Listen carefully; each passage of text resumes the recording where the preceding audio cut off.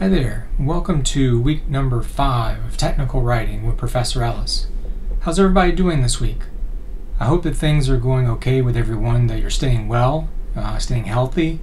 Whenever you're going out, just as a reminder, make sure you're masking up, that you're maintaining safe distance from other people. And of course, if you get a chance to get a vaccine shot, take it. It doesn't matter which one that's available. They say that any that comes your way you should take, because right now we need to try to get things back as close to normality as we can, and that requires all of us working together to make that happen. And also by doing that, we can get back to a more normal sense of doing the academic work that we pride ourselves on at City Tech, which is hands-on, in-person instruction. But right now, as you all know, it's still very unsafe here in the city to do that. So we all got to do our part to try to make that happen. And of course, while we're trying to avoid getting sick and trying to take care of ourselves and others, we also need to make sure that we still keep the eye on the prize, that we're trying to move forward and succeed and get what we're trying to attain here, which is a good education. And of course, in our technical writing class, I'm doing everything I can to help make that happen for you all. But just as a reminder, throughout the semester, if anybody's got questions, make sure you email me, jellis@citytech.cuny.edu. Remember that I got office hours on Wednesdays from 3 until 5 p.m. And that I'm also available by appointment. If you want to meet with me, make sure you let me know in your email what times you're available over like a week, because even as the semester continues to go on, I get more and more responsibilities at City Tech to take care of, and that makes my availability shrink and shrink and shrink. So letting me know all those times that you have availability saves us a lot of back and forth to figure out those key times where we both can meet together. Because I certainly want to make that happen, but help me as much as you can to help you. So what do we got going on in week 5 of technical writing? Let's see. So right now, I see folks are submitting their 500-word summaries. The ones that I've looked at so far look really outstanding. I'm very proud of the work that you guys are putting into them. And as these continue to come in, I'm going to be grading them as quickly as possible. And based on the fact that you've turned in a 500-word summary and you've been doing the weekly writing assignments, that in and of itself is enough to get a satisfactory midterm grade, which I'll be assigning soon to everybody. So make sure you get those in. And even if you're not completely happy with the way your draft or revision of your 500-word summary is, it's better to go ahead and turn something in. If you and I haven't already talked about whatever might be going on in your life that would cause you to need additional time. So if you can, in all possibility, go ahead and turn in something. You'll receive a grade on it, and you'll see my feedback. And based on that, I give every student an opportunity in my classes to revise their work, and then you can resubmit it. And then based on your resubmission, I can go back and revise the grade. So it might be more in tune with what you're hoping to achieve on that particular assignment. Of course, that requires more work on your part than someone that just does it first time through. But this way, it incorporates the writing process of drafting, receiving feedback, and revising, with the understanding that that drafting, writing, the feedback, and the revision process is an ongoing process. It's not something that you just do once and that's it. In real life, you actually use that process, and the process can get chopped up in different ways in order to make the writing that you produce that much stronger, particularly when you're in the workplace, and that your writing doesn't necessarily always have your byline on it. A byline is like, who is it by? A lot of workplace writing is absent that, because the writing is representative of the company. And so the writing process actually helps writers in the workplace produce writing that's more uniform, and assuming a certain tone that kind of erases the individual's ego from the writing, so that it's more representative of how the company wants to project itself to, say, to the public or a client, or also in a way that removes liabilities from the company based on the way something is written. So these are things just to be mindful of. But again, the writing process we're going to incorporate on all of our projects, but that also means that you have opportunities to improve on your writing if you're unhappy with a grade earlier in the semester, as long as everything gets turned in with me enough time to give you grades at the very end of the semester. So this week we're going to continue with the 750 to 1,000 word expanded definition project. I'm going to review some things to help cover some topics that I discussed in our last lecture, but trying to tackle it from different perspectives, because I want to make sure that everybody's on board with what the project is about, and also to give you guys some more understanding about why this kind of project might be useful, not just for your development as a writer, but also in terms of your thinking and your learning, and not just learning in our class, but your lifelong learning. Then looking ahead, we're going to be doing peer review expanded definition, peer review work on the expanded definition draft next week, week 6. And I'll be talking about that and the homework toward the end of today's lecture. But I'm also hopeful that this lecture, we can pull it back a little bit to give you more time to focus on working on the expanded definition project draft, because we're going to be doing that peer review the week after. I want to make sure that you have something to circulate, even if it's not finished, so that you have something to circulate with your team. All right, so there's this expanded definition project that we've been working on now for 2 weeks, right?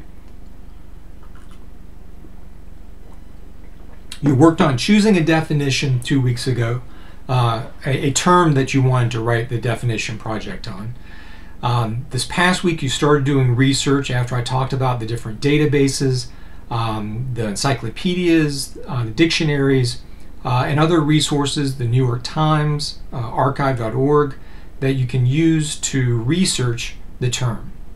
So let's return though to just the bare bones, the essence of this project. So it does have a finite length. It needs to be between 750 minimum or 1,000 maximum words.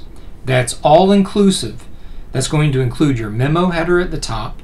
It's going to include all your quotes, and it also includes your references at the end of the essay. So all inclusive, 750 to 1,000 words. The topic that you would choose for this project would be one word, one term, or one phrase. And it needs to be a word, term, or phrase that's relevant to your academic studies, relevant to what you want to be doing in a career with this degree that you're currently earning from City Tech. The idea being, you could think of it this way, that obviously you're getting a lot of information from all of the classes that you take at City Tech, particularly in your major classes.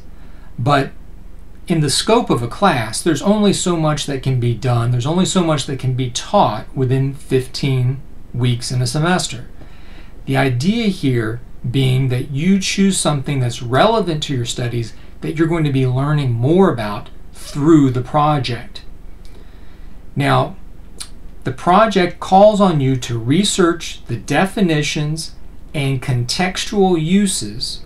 Definitions, obviously, how something is defined, and contextual uses would be how that word or term is used in different sentences from different sources. So not just like in an academic journal, that would be one contextual use, but it could also be in newspapers, magazines, websites, etc. So you're going to research definitions and contextual uses of your selected term, and you're going to discuss them.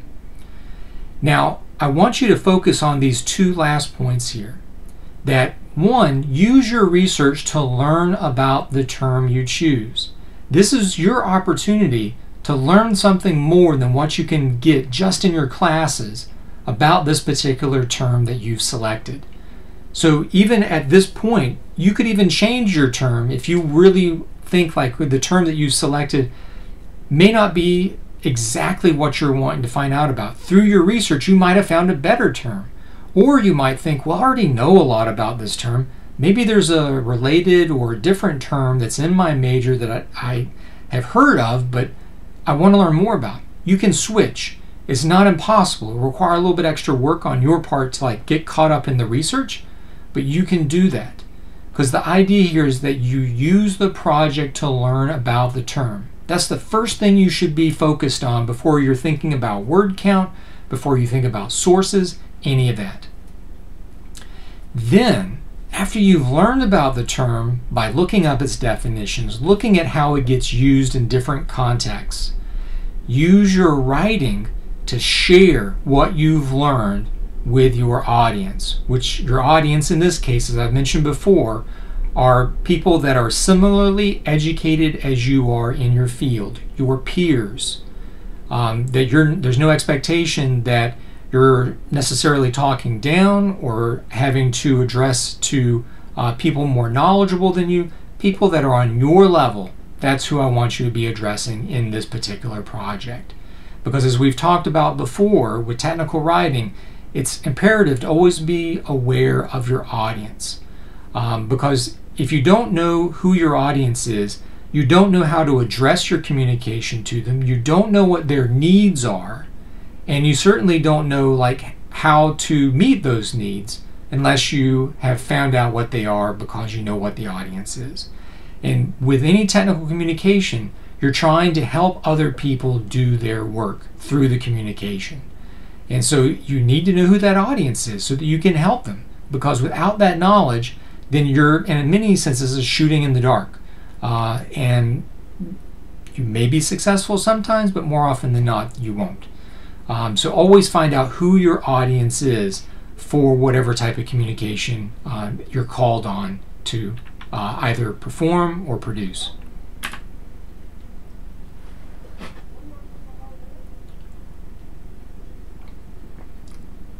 Now, continuing with this, I want to encourage you all to think about this as a model for how you can be a lifelong learner.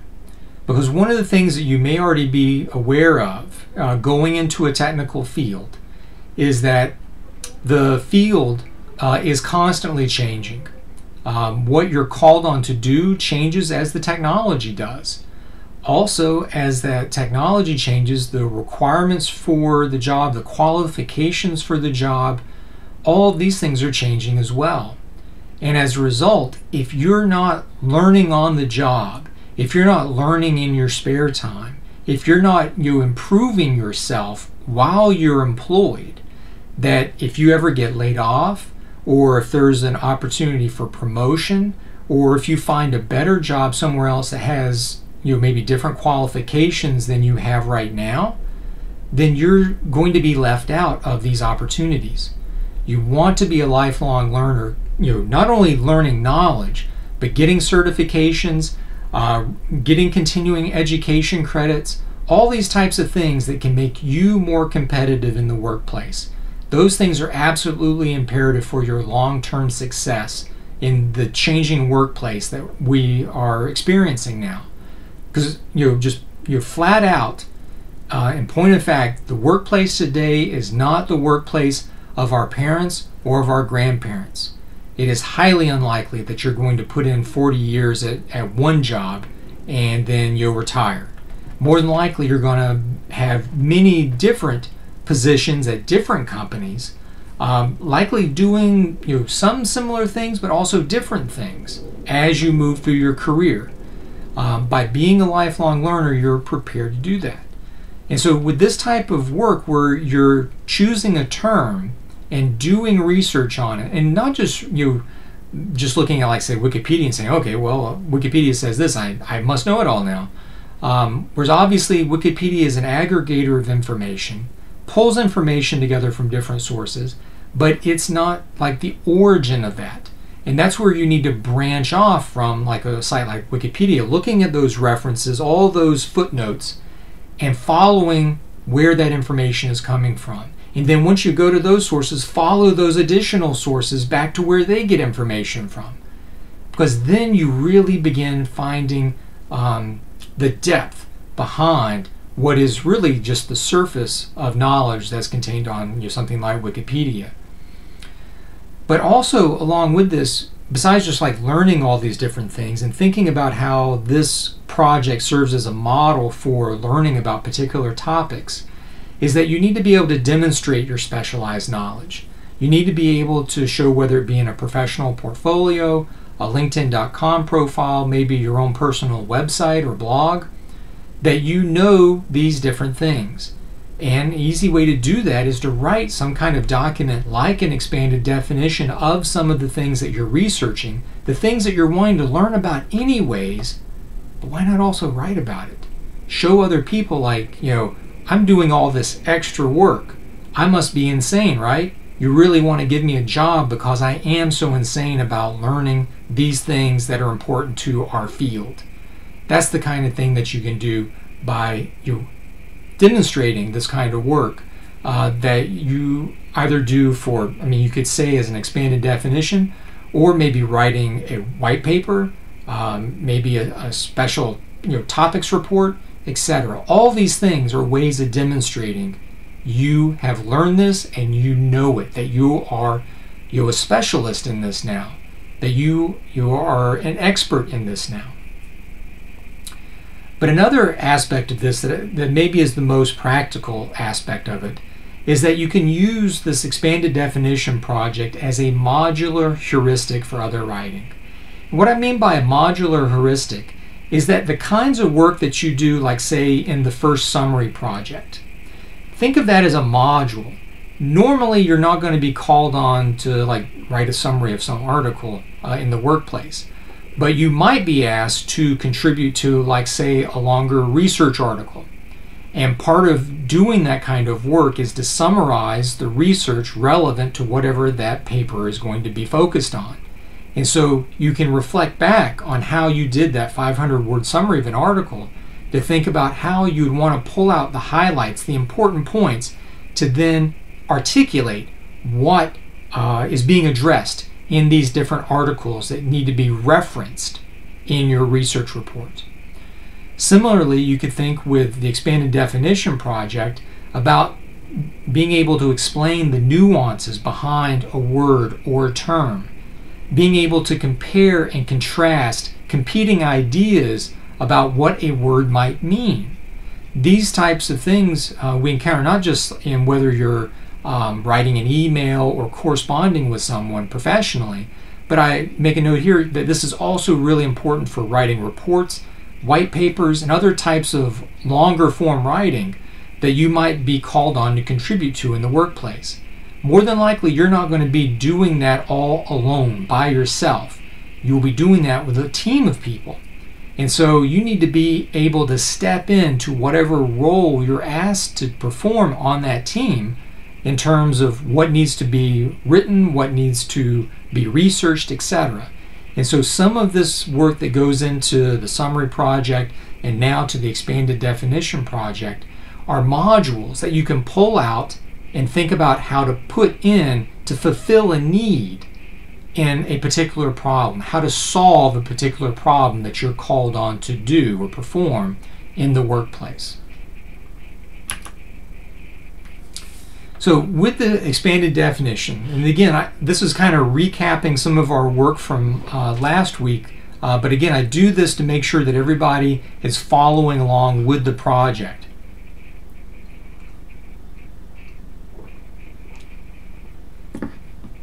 And of course, you've been reporting on this as well in your weekly writing assignments.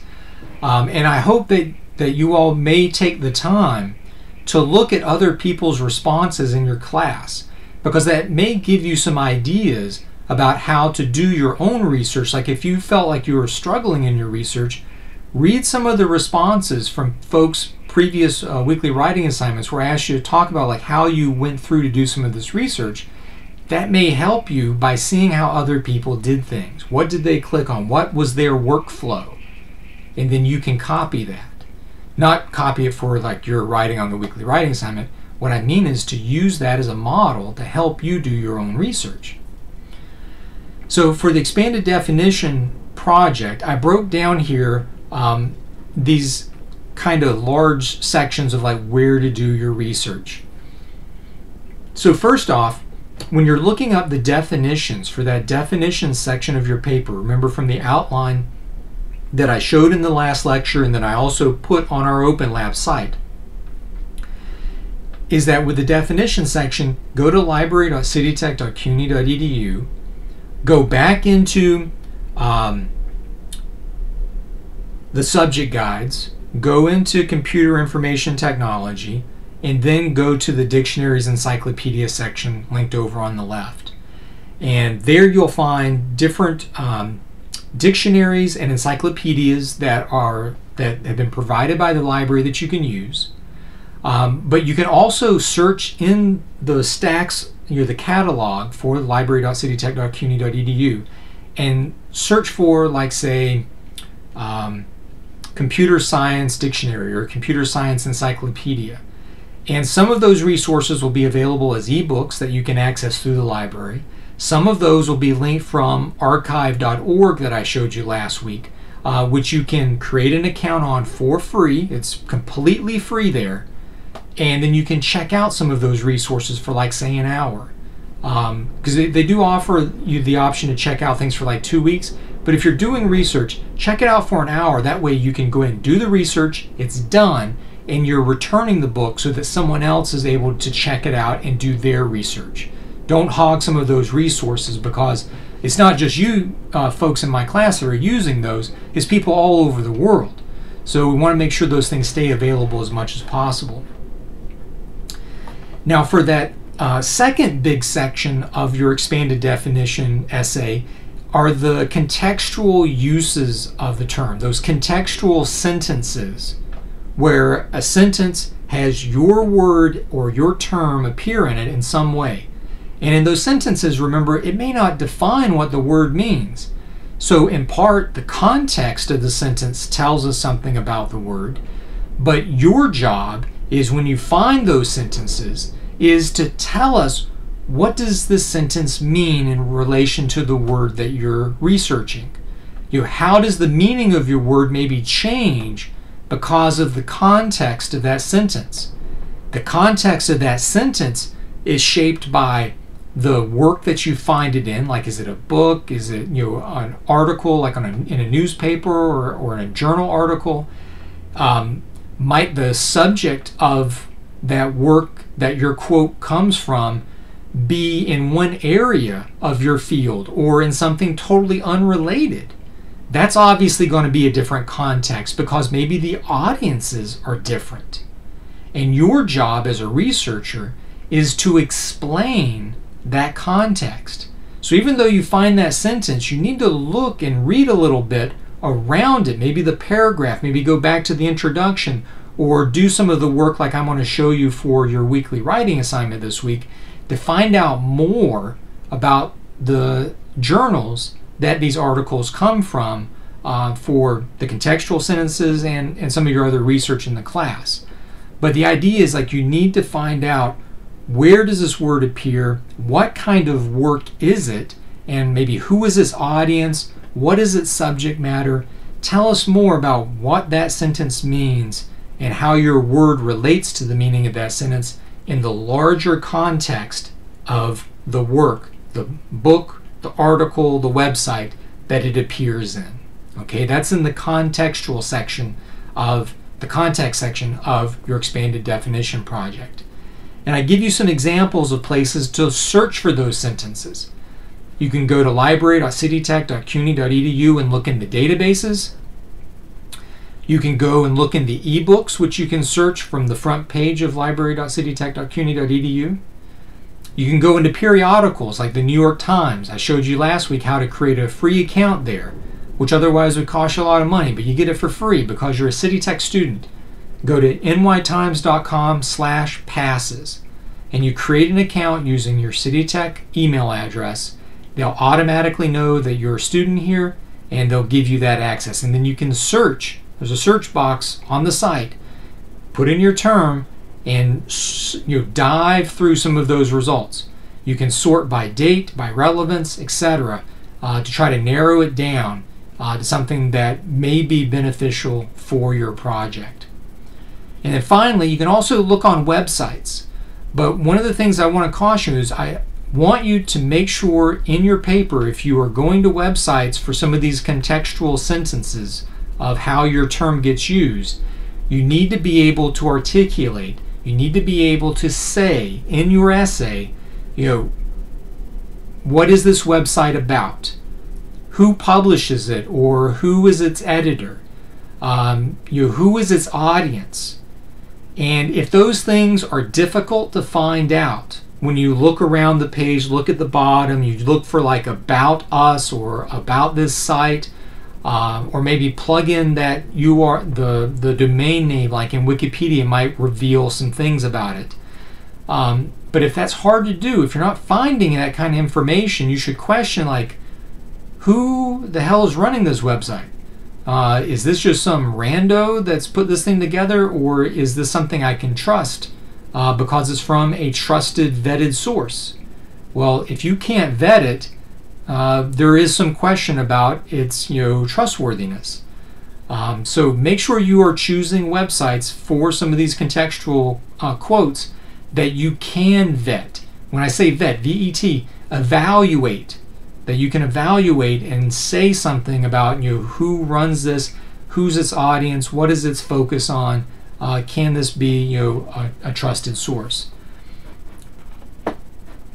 And again, you may also be aware, thinking about other types of websites. Be careful about whether the site itself is where the content comes from. Here I'm thinking about slash.org. I read Slashdot every day, but oftentimes the posts are just simply quoting material from a linked website. So if, like, say you go to slash.org and you find a sentence there, I don't know, what's something, we'll just say you chose Ryzen CPUs for your term, just to pull something out of the air. And they quote something about AMD in the post on slash.org. Well, if it's obviously a quote, it's going to be set off or in quotation marks from the left margin, and there'll be a link somewhere that leads you back to where that quote came from. Well, what you want to do is click that link and use that original site as your source, not slash.org. Because with slash.org, they're aggregating, they're pulling that information from somewhere else. It's not originating on that website. So be very clear about like where the words are coming from that you're actually quoting. Is it on that site, or is it coming from a linked site somewhere else? If you have questions about that, let me know. But I think if you're familiar with some of these sites, you have a better idea. Same is true for like boingboing.net and other sites like that. All right, and again, picking up from last week in that outline that I provided you with on our Open Lab site, and I'm just going to zip over there to show you again real quick. This post, Outline for Expanded Definition Project Week 4, I give you in this pre-formatted text box an outline and what are some of the questions and things you should address in each section. You got your memo header, introduction, definition section, context section, working definition section, and then your references at the very end in APA format. So you remember it's a memo format document, to, from, date, subject. Your outline that I provide you with for the different sections, you have an introduction where you introduce the document, tell us what it's for, what is it covering, like what is its scope, which it means that you are providing an expanded definition of a particular term. And tell us what an expanded definition is in your own words. That you're providing not only a discussion of different ways that the word you've selected are defined, but also how that word gets used in different contexts. You can put that in your own words or borrow that from the lecture today. Next section is going to be your definition section. And this is where you quote cite some definitions from dictionaries, from encyclopedias, maybe some from books and articles. I mean, again, you might find good definitions in journal articles and or ebooks, which is great. But again, make sure that it is an actual definition, like they're saying this term means this, or this term is, and they say what it is. You quote that. After you've quoted it, you need to discuss it in your own words. What does this mean? How does it relate to maybe your field or to other topics? So like, if like your term is central processing unit, you need to talk about in your discussion what a CPU is in relation to a computer large. So, like what purpose does it serve, and like what is its relationship to the other parts of the computer, very briefly. But then also compare and contrast the different definitions that you find, because each definition is going to be a little different than the other definitions. Some of the definitions might be like really different, in which case you have a lot to compare and contrast. You can say, well, this one says one thing, this other definition says it slightly differently, and then you talk about that in your own words. Similarly, in the next section for context, the contextual appearances of the word you've selected in different sentences and different sources. You want to quote, cite it. Then you discuss that sentence, like what does that word mean in relation to the context of that sentence. You first just say like, what does that sentence mean? And then talk about what is that, the relationship of that sentence to the work that it appears in. Like, is it from a book? Is it from a magazine article? Is it from a website, etc.? And then compare and contrast these different sentences that you've found, that you've selected for your expanded definition project. And with this, like you can say like, well, in this one sentence, again, we'll use CPU as the example. The CPU is being discussed in relation to scalar supercomputing architectures, while this other use of CPU is talking about single CPU personal computers, right? I mean, these are two totally different contexts, a supercomputer versus like a desktop computer that someone would have in their home or office. And so you'd want to compare and contrast how that term gets used in these different contexts. Then finally, that last section of your document is where you get to really show what you've learned, where you get to distill what you've learned from the definitions and from these contextual quotes, your own working definition of the term. A working definition is our go-to definition in our minds about what something means. And so you can think of this as a way of like, let's say you, let's imagine that you're doing like a tour at City Tech for new incoming computer science or electrical engineering students. And you happen to mention, or one of the people in your tour group are to ask you what that term you've selected means, your working definition would be the way you would define it off the top of your head based on what you know. So it doesn't involve any quotations, it doesn't involve any citations, it's based on what you know. So make sure you put away all your research. Put away your quotations from the definitions and context in your document so that you can sit there like with a sheet of paper or your computer keyboard and type out how you would define that term based on what you've learned. That's key. You don't want to have your definition muddled by quoting what someone else has said. You are incorporating all that knowledge now into your own mind, and then you want to articulate in your own words how you would define that particular term. So that's what this is all kind of working towards, is that working definition at the end of the document. And then finally, at the very bottom, you're going to have your references these will be the bibliographic references in APA format. And then, of course, in the definitions and the context section where you have quotes, you're going to have parenthetical citations after each quote. So you're going to say, according to Merriam-Webster's dictionary, comma, you give the quote for the definition for your term, end quote, space, parentheses, and then you'll give the parenthetical citation in APA format, close parentheses, and then end it in a period. And the same will be true for these quotes as well as for these contextual quotes. Now, in our last lecture, I think I mentioned that you can begin, like, I know the word count is something that weighs on everyone's minds, and and as much as I can, I want to encourage you guys not to worry about that. You will have plenty to write about once you begin finding sources to quote.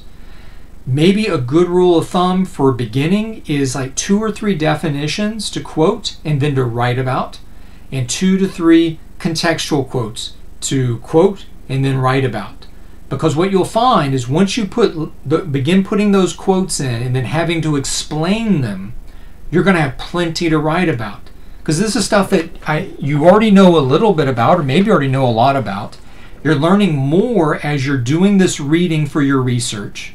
And again, when you find these, obviously you need to be doing the reading of the articles, whether you're skimming them, looking at the introduction, looking at the abstract on the article, or with like definitions, you read the whole entry and you really pause and think about what that means and how it relates to other things that you know.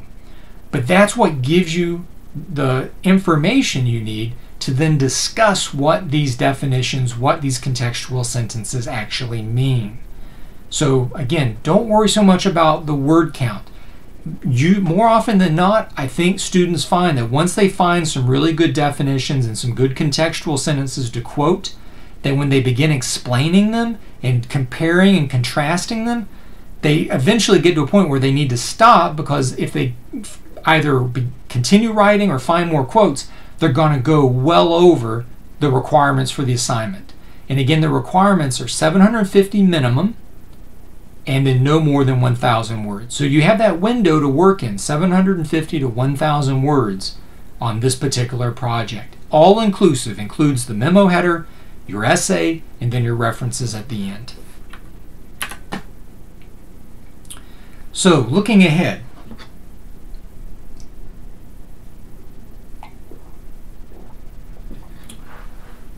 this week, what you need to aim for, what your goal should be, is write a draft with the research that you've assembled or that you're continuing to assemble. And again, that draft doesn't have to be the full document. You just want to have enough that you can circulate for peer review on week 6. So week 6, we're going to do peer review drafts with your team. And that just means that however much you've written, that's what you circulate. You can continue working on it while you're doing peer review, in which case you may not receive feedback on that. It's not great, but it's better than not getting any feedback at all on your writing. And you can let your team know that your draft is complete, incomplete, whatever it might be. And for those peer reviews, I will kick those off just like I did with peer review for the summary project. I'll send an email to all your team members. It'll be the same team members you worked with last time. Those will be the folks you work with the rest of the semester. Excuse me. And then you reply all with your work. And then also you're going to reply all whenever you send feedback to your teammates, so that not just the one person receives the feedback, but so that everyone does. I get to see it and your teammates get to see it, because by them looking over, they can actually learn something too. And again, with peer review, everybody's learning that in the process. The person that wrote something is getting feedback that helps them improve their writing, but you're also getting more experience by seeing writing by someone else in a style totally different than your own, because we all have different styles. So we learn by reading the work of others. And especially when we're critical of others' writing, by giving feedback about what's great, what's not, what some suggestions on how to make it better, those things make us think. It makes us better writers by critiquing the writing of others. So this is win-win always with peer review. Also during week 6, we'll introduce the instruction manual project. That'll be the third individual project before we begin the collaborative projects in the class. So things are moving right ahead. And again, we're just dovetailing these things. We'll continue working on the expanded definition while we begin working on the instruction manual. And then week 7, you'll be posting your revised expanded definition. Like, you will have gotten your peer review feedback from your teammates. You revise your expanded definition essay, and you're going to post it just like you did the expanded definition, but I'm going to show you how to do more things with WordPress/OpenLab, such as creating headers for your document to make it look more professional. Okay, so that's something that we'll have coming up in week 7. All right. And again, I know I'm laying out like a lot of stuff. I'm covering a lot of stuff from our last lecture. I'm not trying to bore you. I'm just trying to make sure everybody's on board with what we're doing. If you have questions, though, send me an email or come to my office hours on Wednesday from 3 to 5. The link is at the top of our syllabus on your respective OpenLab course sites. All right, so you know the homework. The homework is to get that draft done of your expanded definition project, as much as you can get done.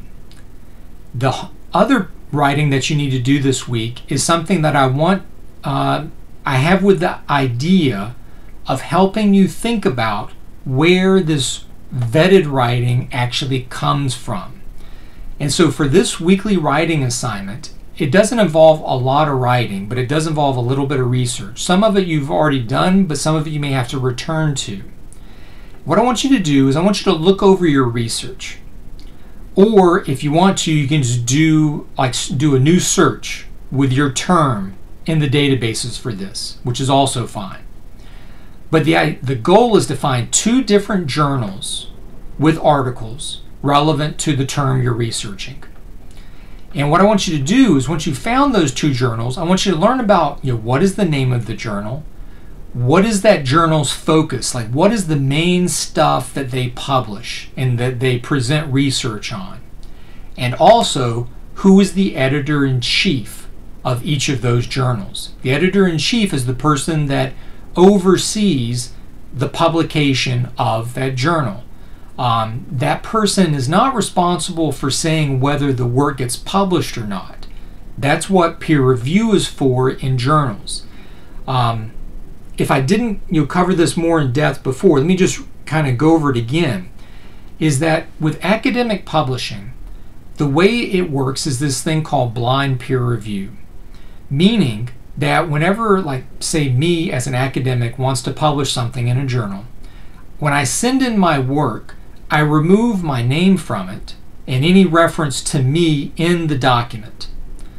It gets sent to the journal, and the editor-in-chief assigns readers who may specialize in whatever topic it is that I wrote on in this paper, and he gives them each, like say 2 reviewers, my writing. And those 2 reviewers then evaluate it, usually with a criteria.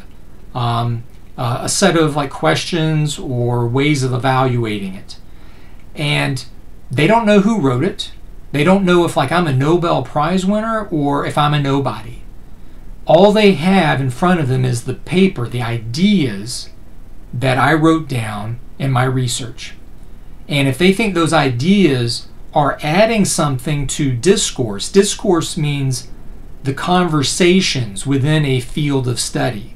So there's a discourse about computer science, a discourse about electrical engineering, a discourse about computer design, a discourse about network architecture and network engineering.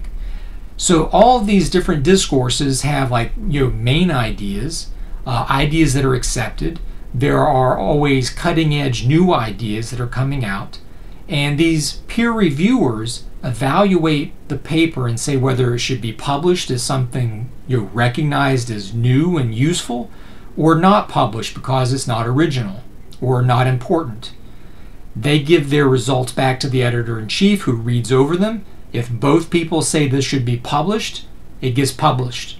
If maybe one reviewer says there should be some revisions, It comes back to me, the writer. I make the changes, resubmit it, and then it gets published. Or if both of the reviewers say this doesn't need to be published, this shouldn't be published, the editor-in-chief gets back to me and says, we're sorry, but this isn't. They usually don't say sorry. Usually they can be very rude about it. But in any event, they're going to say, nah, this isn't the right thing for our journal. We're not going to publish it.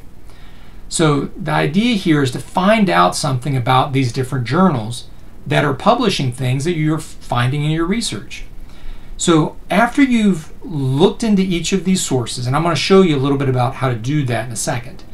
After you've done that extra research, I want you to write a short paragraph saying in your own words, you don't have to quote anything for this, in your own words, name the journals that you found, the 2 journals, say something about what each journal specializes in, like what are the main topics or what is like the main type of research they publish, and then give me some details about the editor-in-chief, like what is that person's name, what is their affiliation. The affiliation means where, what institution, what school do they work for. Do they have what are their degrees? Are there special research interests that this person has? And I'll show you some ways that you can try to find out some of that information. Now, as you're doing this, if you've totally hit a dead end on, say, finding out more about a given editor-in-chief, just forget that journal and go back to your search list on the library's website and choose a different journal, okay? I don't want anybody to spend a whole lot of time on this. I want you to be kind of recognizing that there are real people that are behind these journals and that these journals have certain specializations that I want you to be aware of, so that when you do research in the future, you'll want to spend some time finding these types of things out on your own so that you better understand the research that you're reading and that you're learning from and that you're citing when you're writing papers, doing research in your field. Okay, that's the big goal. So this is kind of practice to get you into that mindset. So that's going to be the weekly writing assignment. Again, I don't expect this to be something that takes a lot of time. It's not meant to. It's really to try to help you think about where this research comes from and who are some of the journals that are responsible and the editors that are in charge of those journals. Now I'll come back to the homework and remind you about the weekly writing assignment in a second. There's something else I wanted to mention briefly in today's lecture, and that's about this opportunity that I wanted to make you guys aware of, and I'll give you a link to this on our Open Lab course site. A while back I had students from different classes asking me for help finding jobs, and instead of trying to do this like several times each semester for like individual students, which as you can imagine would take up a lot of time, I wanted to compile the best information that I could with some example documents that I made, as well as some websites I found that also had good information, so that any of my students could take advantage of what I know about finding jobs to help you get jobs on your own.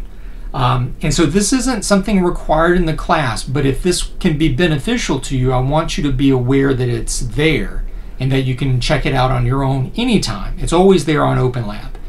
So I'm going to give you a link to it, but I'll show you this is what it looks like. It's very bare bones Open Lab site. But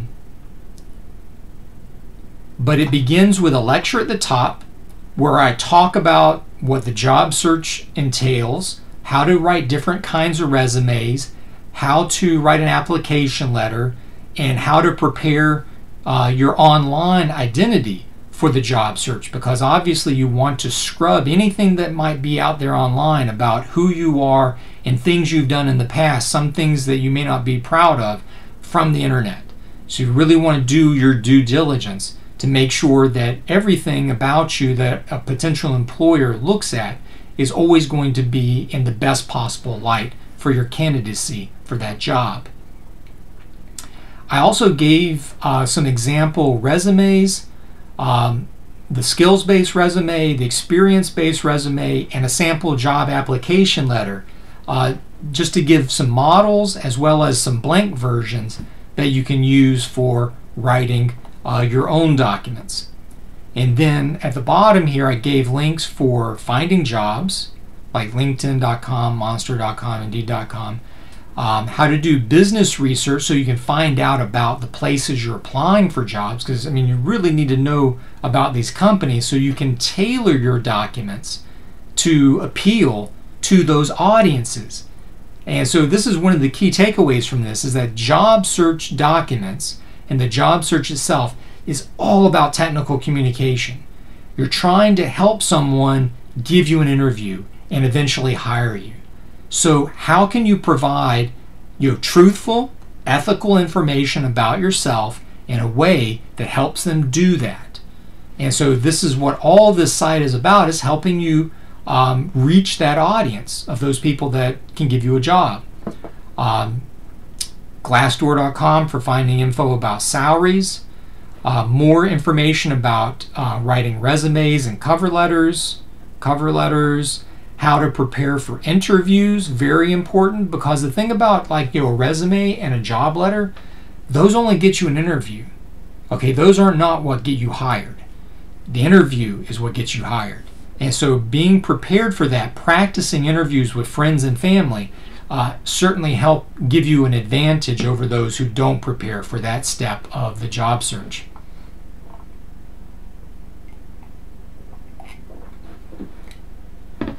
General advice for job hunting, writing resources to help you become a better writer. Especially always have a link to Merriam-Webster dictionary on your computer so you can look up thesaurus entries for a particular word, to look up definitions to make sure you're always using the right word. And then here's a bunch of links to additional support at City Tech, such as the Professional Development Center. For current students, they have resources for alumni. So even though you've graduated, we don't forget about you. We also help you out even after you've graduated. There's the City Tech Alumni Association, which is very valuable for creating a network. And then also City Tech Connections magazine talks about things for opportunities for alumni. So this is the job search advice Open Lab site that I built, and it's available to all of you to use however you want. Check it out or not, and it's something that's there if you want to take advantage of it. And then we can also talk about that during office hours, what's on there. So homework recap. So first off, you need to draft your expanded definition essay in preparation for peer review feedback during week 6. And again, in week 6, I'll do just like I did for our last peer review. I'll send an email to each team that you reply all to and begin doing peer review. And I'll mention this as a reminder, and I'll try to remember it next week in the lecture. Whenever we're doing peer review, copy and paste your writing directly into your email. I find it much more useful and easier for people to respond to emailed peer review if you do that, rather than attaching documents. There's certainly a time and place to attach documents for peer review and for other collaborative writing. But for right now, just keep copy and pasting your writing into the email so that a person, as soon as they receive the email, your writing is right after your message, and so they can read your message that you're asking for help, and then they can read your stuff and then reply with their response. So again, copy and paste, don't attach, at least for right now. And again, one of the big reasons for that is because of different formats and what people are able to open. And also some people may be more comfortable looking on a mobile device, which may be more difficult to open attachments than if the writing is just simply in the email. Second thing is add a comment to our Open Lab course site in response to the weekly writing assignment. So I'll make a new post for the weekly writing assignment, week 5. That's going to be asking you to find 2 different journals that have articles related to what you're researching, and I'm going to show you that in just a second to wrap things up. And you're going to tell me in your own words the name of the journal, what is their specialty, what's their focus, who's the editor-in-chief, and say something about that editor-in-chief. Who is she or he? What is their affiliation, meaning where do they teach? Do they have degrees, PhD? And any other relevant information. Again, it can just be a short paragraph talking about those two journals and those two editors-in-chiefs for each respective journal. All right, so to do that, you start out again at library.citytech.cuny.edu, right? And what we're going to do is, because we've talked about all these different databases, and I think a lot of people are starting out by using IEEE. So why don't we go there first? So I'm going to click on Find Articles. I'm going to go to I for IEEE. Then I click IEEE Explorer. Excuse me. Okay, log in using your CUNY First login. And then I'm on search. So let's say, again, just to use the same example from earlier, Central Processing Unit. All right, so first thing when I come here, because I'm interested in journal articles and nothing else right now, I'm going to put a check next to journals and then apply.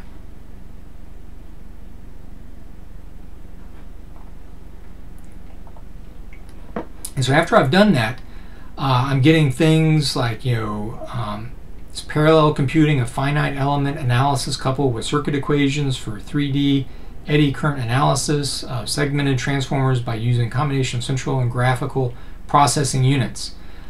This was published. Here's the authors of that article, and I can see here the journal that it appears in, IEEE Transactions on Magnetics. For this second article, I can see the title, I see the authors, 4 of them, and then I see the title of the journal, IEEE Journal of Selected Topics in Applied Earth Observations and Remote Sensing. This third example, again, speed up of learning in interval type 2 neural fuzzy systems through graphic processing units. And again, graphic processing units, because that's the big thing right now for so many different applications, that may be something that appears, and so I would probably want to put quotation marks around my term, central processing unit, so that I didn't bring up things like graphic processing units as opposed to a central processing unit, just for the purposes of my research. But again, here's the authors of that article, and here's the journal, IEEE Transactions and Fuzzy Systems. Let's just start with this first one here. And what I would do, instead of clicking on the article title, is I would click on the title of the journal, because that's all I'm concerned about with this weekly writing assignment, is the journal and the editor. So I click on IEEE Transactions on Magnetics, and what this does is bring me to a page that tells me all about the particular journal. It says it's peer-reviewed, archival journal in science and technology related to the basic physics and engineering of magnetism, magnetic materials, applied magnetics, magnetic devices, and magnetic data storage. So I mean, this gives me a lot of information, and I would want to think about, like, how would I put that maybe in my own words. But it's not saying anything about the editor-in-chief right now. So I would want to click over here, About Journal. And then this tells me the aim and scope of the journal, which puts in similar words what was on that previous page, but it is a little bit shorter. So I would read over that just to make sure. I can go to publication details, and here also is listed over here under Meet the Editor, but I see Editor-in-Chief, Pavel Cabos, National Institute of Standards and Technology, Boulder, Colorado. So I got his work address, I got his email address, I got his phone number if I needed to call him about something. He may not be in the office right now because of the pandemic, I'm not sure. But we know who he is now, and we know where he is affiliated, National Institute of Standards and Technology. But what I would do is maybe do a Google search, and I'm using DuckDuckGo here, but similar search platform, one of allegedly trying to protect my privacy more than Google would be. But when I search for his name here, the very first hit is at the National Institute of Standards. So I'm going to click that link because I know, let's see if I go here, National Institute of Standards and Technology. So I know this is the same Pavel Cabos because this is National Institute of Standards and Technology, right? So this tells me on this page, like his publications, shows me where, what group he works in, the Quantitative Nanostructure Characterization Group. And that's it for publications. That's all it's really given me here. So I'm going to go back.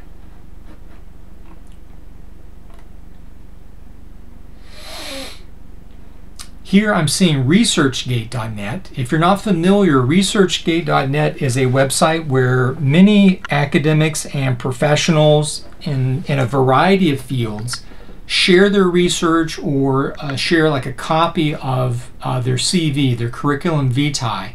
A CV is a document that for academics shows all the work and the different positions we've held over the years. So it's like a resume, but for academics, people that have terminal degrees. So that may be a resource for finding something about him. But I think this one here, which I didn't even need to leave IEEE Explorer, because if I'd just clicked on his name there, if I had seen him as an author, which it doesn't show me, so that wouldn't have actually worked. But through this search on DuckDuckGo, the third hit is Pavel Cabos IEEE Explorer author details. I click that, and here I can see affiliation and IST. So this is the same Pavel Cabos. I can see what his publication topics are, so that's some of his specializations. And then here I have a biography. And so I can see what degrees he got, PhD and Masters of Science degrees in solid state physics from Slovak University of Technology in Slovakia, where he joined the Faculty of Electrical Engineering and Information Technology, and shows different places that he's worked at. So you don't have to include all this information, but just tell me a little bit of something about this editor's professional background. What degree maybe they had, where they graduated from, where they work. These types of things, when I say where they work, what's their affiliation, these things show me that you're being aware of not just the journal by telling me about what the journal's about, but also who's in charge of that. Because there are people behind these things that we can take for granted when we're doing a database search, whenever we're looking things up through the library. So doing some of this work tells us a little bit more about the publications this work comes from. And so again, this shouldn't be too onerous on you, shouldn't be too burdensome. The idea is just short paragraph, title of a journal, what is the specialization, its focus, who's the editor-in-chief, tell me something about what they are professionally. If they mention they play like competitive frisbee or something, don't include that. I don't care. What I want to know about is what is their professional background. So focus on that. Another thing that you can use is use one of the other databases. So in this case, I had went earlier to Academic Search Complete, and if you don't remember, like on the library's website, just go to Academic Search Complete EBSCO. Easy enough. So I went to Academic Search Complete, I searched for Central Processing Unit, and I was looking this very first entry, understanding input-output workload characteristics of the petascale storage system. See the author's names, and then I see here the title, Journal of Supercomputing. But you notice here, this isn't linkable like on IEEE Explorer. So what I did is I just selected it, Journal of Supercomputing, and I did a DuckDuckGo search for Journal of Supercomputing, and it brought me to the Springer.com. If you're not familiar, Springer is one of the big billion-dollar companies that help publish academic journals. And so I know that's the real deal site for this journal. Journal of Supercomputing, an international journal of high-performance computer design, analysis, and use. And then here they give a description. I'm going to click Show All, and then I can read all the details about the Journal of Supercomputing. And it tells me everything about, like, what they specialize in, what kind of research do they want to publish. And I scroll down some more. It tells me things like its impact factor, how many days on average submission to first decision, how many downloads they had in a year, all these metrics about the journal. But you see also here, editor-in-chief, Hamid Haribnia. And so there's no link there for this person, so I did a search. And when I did the search, the very first page came up was this page at uga.edu. That's University of Georgia. So I clicked on that.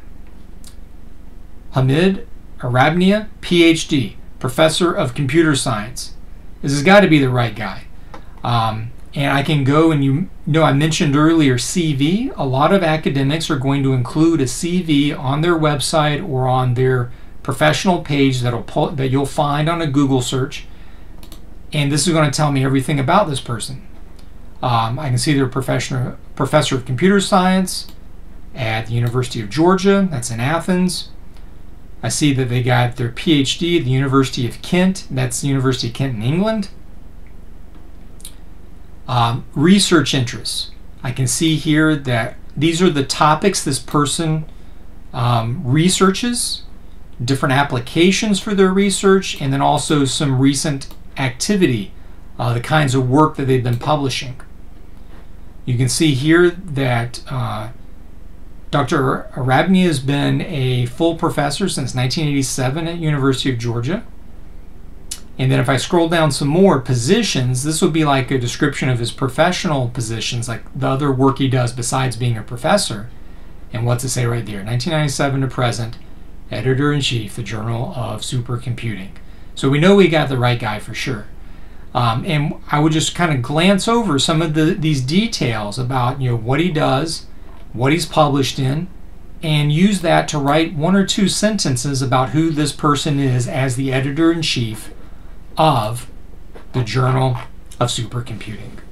And again, this exercise is meant to help you think about how to uncover some of this information on your own when you need to find out about the journal, to vet it, when you need to verify like some information about the editor-in-chief. But this same kind of work you can think of as a heuristic, a module that you can incorporate into other things that you might do, such as researching the authors of an article that you may want to quote, to find out more about the different contributors to the research, etc. So again, for that weekly writing assignment, all you need to do is find two of those journals that you did research in, or if you want to just do a fresh search, plug in your term and pick two different journals. That's fine. But pick two, tell me a little bit about each, and tell me a little bit about the editor-in-chief of each, using some of these basic research tools that are either built into the databases or that you might go off onto Google, DuckDuckGo, Bing.com, etc. To find out a little bit more. This particular exercise should not take very long. Spend a whole lot more time on drafting your expanded definition essay, which is the main homework. The weekly writing assignment is a smaller part, important though, for helping you think about where we get this research from and what's involved in it, so that we can vet these sources on our own, evaluate these sources on our own.